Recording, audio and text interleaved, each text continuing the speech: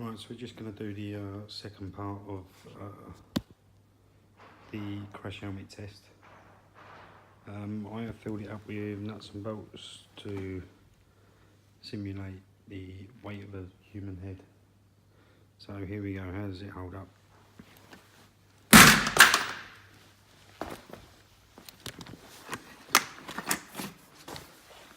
Right, took that quite well.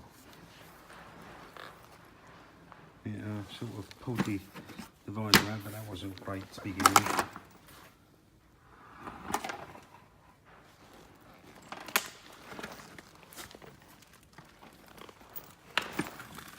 So yeah, that took that quite well, I would say.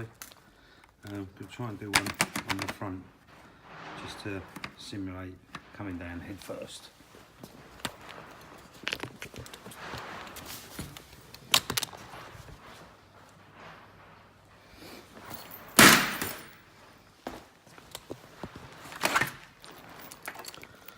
Again, that took that quite well. We flipped the visor right over, but all in all, that's taken quite a good whack.